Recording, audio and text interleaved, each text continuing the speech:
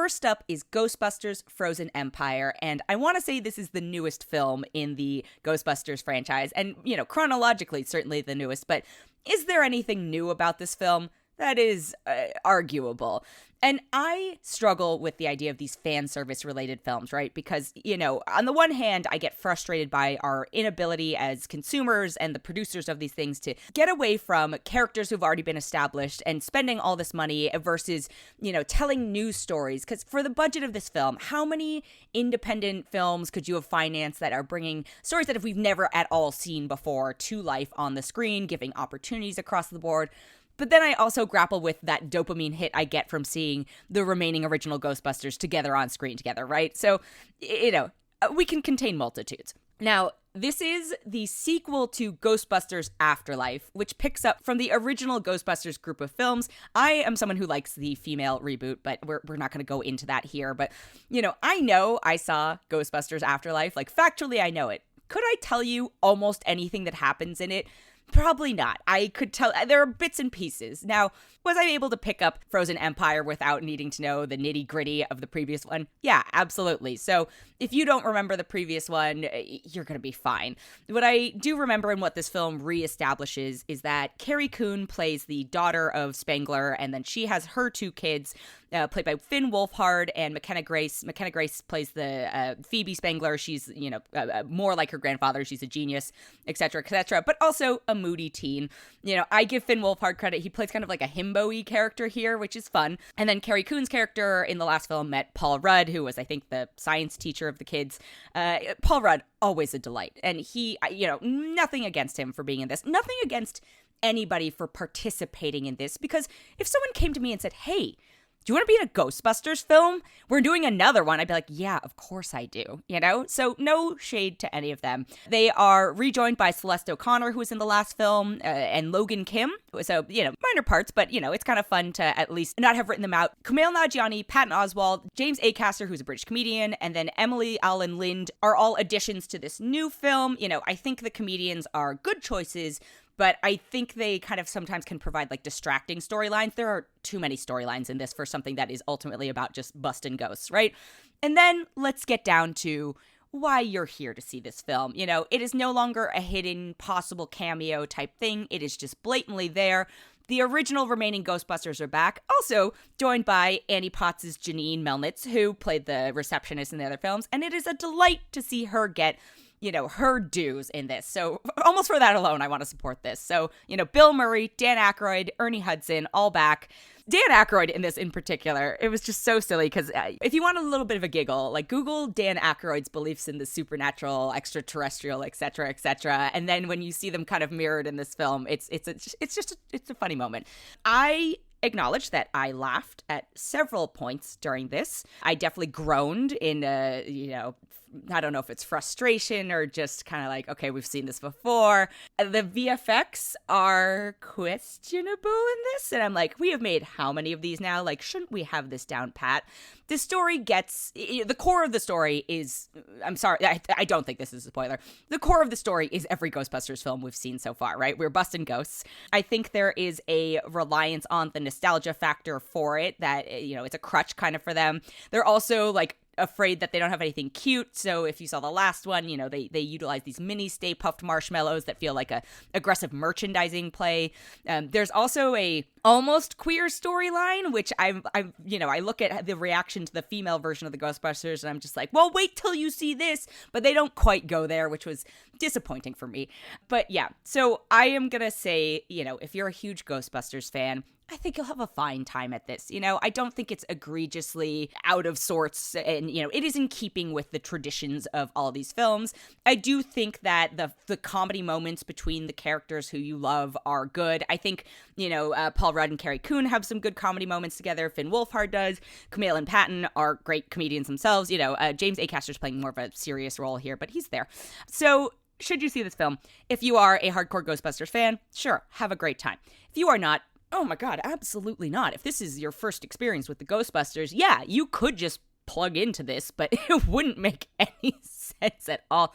I mean, it would make sense, but you'd be like, why do people like this? So for what it is and for the experience I had. And, again, acknowledging that I saw it with a friend who's also a huge Ghostbusters fan, and we would like rib each other when some, little Easter egg or cameo came on. And the thing about this is like, I think the original Ghostbusters, I will fully admit, and I'm a huge scaredy cat, and we'll get into that with some of the later films this week, but I was scared by those. This one, not so much. And and I don't think this is a spoiler either, but I will say one of the ghosts, I just have to say it out loud, looks like Diablo on Ozempic. And I was just like, this is not scary. Like, there are a couple ghosts I was like, oh, this might haunt my dreams. But, I don't think they are willing to. The thing I like about the first one is that it does strike this balance of like, yeah, it's a comedy, but it is also kind of a scary movie. And it meshes those two genres really well. I think they are so afraid now to do anything that is not like commercially viable, as evidenced by the muting of any sort of non-heteronormative storyline, of the reliance on cutesy characters, of, not even having faith in the new characters, of having to bring back the old cast. All of these things. I'm just like, have faith in your ability to tell a fresh story, or start just don't go to the Ghostbusters then. But I am digressing. Like I said, if you are a Ghostbusters fan, this is fine. Have fun. Know it is what it is. I'll give it a 3.5 out of 5. If you are not a Ghostbusters fan, this is not the one to start with. Please just watch the original. The next film I have is the 2024 version of Roadhouse. And much like Ghostbusters Frozen Empire, I have to go, do we need this? I don't think the answer is yes. However, did I have a shockingly good time watching this film? That answer is also yes. I was not expecting to enjoy this film. When I heard that they are making remaking a film called Roadhouse, I love the Patrick Swayze version. It's camp classic in some senses, a cult classic, but it's also kind of camp. Let's be honest here. The just absurdity of that character is amazing. This one is certainly following the template of that one. I do think it makes some changes, and part of me is just like, could we have changed this a little bit and just called it something different? And I think it could have had legs if they did that, but they did not have faith. A similar problem with Ghostbusters Frozen Empire. There's just like a lack of faith in new IP. So they're like, we'll call it Roadhouse. Jake Gyllenhaal plays Dalton, who's like a retired MMA UFC fighter. He's the Patrick Swayze-esque character. And if you've seen John Mulaney and the Sack Lunch Bunch, which is a Netflix comedy special, Jake Gyllenhaal has a moment in it. He has like a bit where he plays a character called Mr. Music, who's this like unhinged, very vibrant, like almost overly joyous character. I realized maybe a third or 2/3 of the way through the movie, these are the vibes I got from this character. So it is not necessarily like the self-serious level that Swayze is bringing to the role. And I think it's okay, because I like that he's doing something different with it, right? So same premise as the original one. Gets hired as a bouncer at this club that, is full of, degenerates who really like fighting, and he's there to kind of scare them off. He heads to the Florida Keys, and then there's this whole additional, larger crime subplot. The rest of the cast is rounded out by Daniela Melchior, Billy Magnuson, Jessica Williams, Lucas Gage, Arturo Castro, Darren Barnett, and then my favorite casting in this is Conor McGregor as like a, enforcer, hitman-y type, fixer dude. Conor McGregor is also unhinged in this, and I don't know Conor McGregor. He might be a delightful human being, but I got the vibe. He was probably a menace on set. His acting abilities are within a very specific range, but I laughed so hard at some of the scenes between him and Jake Gyllenhaal. And I think I was meant to laugh. Like, it feels like there were a lot of punch-up moments where they're like, I don't know, man, if we can't get Conor to do this, we'll rely on Jake to do this instead.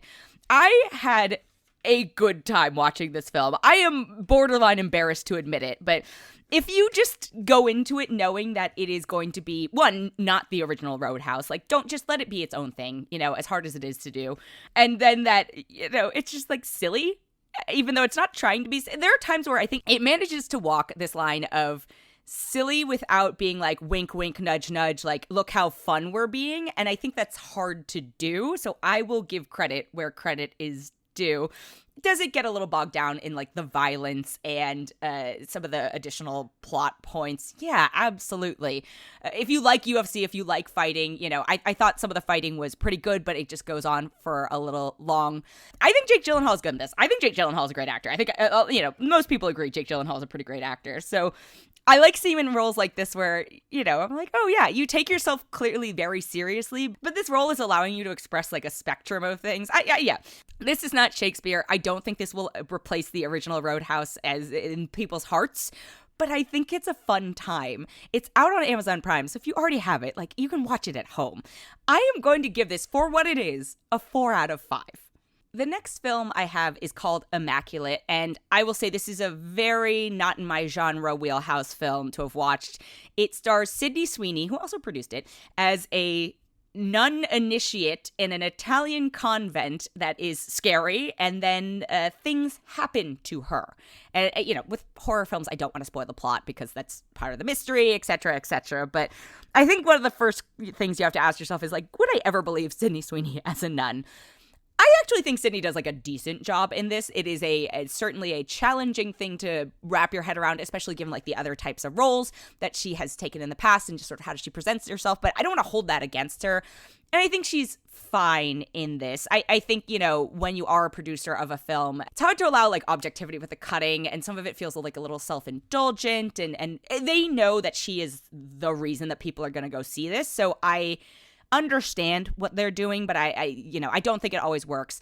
There is like the core premise and scary thing in this film I actually think could be really clever, right? Because I think this could be a really good commentary on, the atrocities of organized religion and the Catholic Church in particular, or, female autonomy and like body autonomy and all of these things. But instead, this film gets really reliant on jump scares and, that type of horror. And it's like super front loaded in that. And I was just like, by the time we got to the maybe more interesting type stuff happening, I was like, oh, this could have been scarier if you'd had faith in this concept versus just being like, woo, ooky spooky.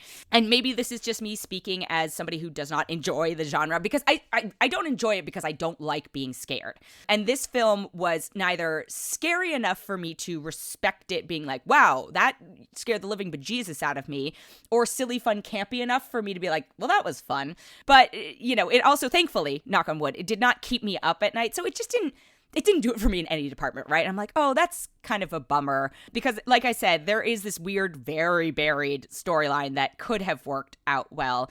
The rest of the cast might not be folks you've heard of, mostly Italian people. I think the most recognizable other person in it is Simona Tabasco from The White Lotus second season. There are also some really gross scenes in this that I legitimately almost threw up during. And I'm like, okay, mission accomplished. And actually, some of those scenes I was like, oh, if you had waited and not tried to, jump scare me and waited for this, I would have respected this film more for being like, oh, this is coming out of nowhere. Like, they've set it up properly. But yeah, I might be in a minority in this. I fully acknowledge, like, I am not a scary movie person, but I don't think this is going to do it for folks who want to get really scared, because it's not that, because I was, again, able to sleep afterwards. If you are a Sydney Sweeney super fan, I will acknowledge that, like, yes, she's playing a nun in it, but she's still got that body in it, and her shows off her assets in a way, in a not sexual way, but they're still there, which I was like, I felt kind of sad, because I just kept thinking they felt like they had to rely on that as well in order to draw audiences in. But yeah, it was not for me. It was not for me. And I don't think it'll be for hardcore horror fans either. And I don't think people who are casual horror fans, I mean, maybe they'll consider it, but I'm going to suggest you do not. So I'm going to give it a 2.6 out of 5. The next film I have is called Late Night with the Devil. And again, a very uncharacteristic week for me, because this is 2 horror movies in 1 week. And I don't like horror movies because I like being able to sleep at night because my imagination is too overactive. But I thought this was intriguing, and so I gave it a shot. And I also have to caveat, I know that this and Roadhouse both have accusations and or admissions of having used a bit of AI in them, which I do not condone in any way, shape, or form. But I still, I don't think, especially with Late Night with the Devil, like, apparently they used it to generate a couple of, like, interstitial stills. I'm not supporting this behavior, but I'm going to try and take that part out of it as I review the film, because I didn't know until after I saw the film, and I was like, oh, that's such a bummer, but we're gonna, we'll it's a separate discussion that requires more conversation. So the premise behind Late Night with the Devil is that David Dastmalchian, who I'm so sorry if I've said your name wrong, but he plays a late night host in, I want to say like the 70s, late 70s, so peak of there's only a few networks out there. Like it's Johnny Carson era. They name check Johnny Carson, but the idea is that he is a competitor to him and becomes obsessed with trying to become number one and like ratings hungry and all these things. And it is a funny kind of thing because as someone who has ties to the industry and is aware of how a lot of that stuff works, I was like, oh yeah, of course this makes sense, but they do have to end up explaining it for a broader audience in it. I was like, this is very meta in many senses, but I think they do a good job about it. I think it does such a good job of capturing kind of the vibe of the late 70s and also just like late night talk show cheesiness. I think David does such a good job of embodying this host who's trying his best to like trying to do his own shtick, and the rapport between him and his kind of band leader / sidekicky character. I don't know, but it's basically I kept mapping this to more modern folks who are hosts. I was like, oh, he's the Andy Richter to the Conan O'Brien, right? In a bid for rating supremacy, he decides to bring on this researcher and a girl who basically can channel a demon and speak to this demon on live television on Halloween. And then you can imagine what happens, right? It's a scary movie, and much like Immaculate, does rely on a lot of the tropes of this genre. However, I think the thing I liked about this is like it wasn't overly going with it. There are moments that felt a little over the top and not in like a fun B movie way. I think some of the actors are stronger than others. I think, again, David is like absolutely the reason to go see this movie. Their ability to encapsulate the spirit of late night gimmick and things like that is really well conveyed. I was able to sleep after seeing this movie as well. I did make a point to watch it like in the morning, so I had time to decompress. So it's not the scariest thing you've ever seen, but I don't think it's trying to be, which is, what's important to note here. Like, I think it knows where the scare is going to come from or where the genre will enhance it. So see it for his performance alone. I will say there's plenty of things that I would maybe have notes on, but for what it is, I found it shockingly enjoyable for me. I'm going to give it a 3.7 out of 5. The last thing I have this week is a new series out on Apple TV Plus called Palm Royale, and I got access to this show last year and I became obsessed with it, and I have been waiting for other people to be able to see it. So I am so happy that it is now out in the world and I can actually talk about it. It stars Kristen Wiig as this character called Maxine Simmons, and this is also a Florida-based film.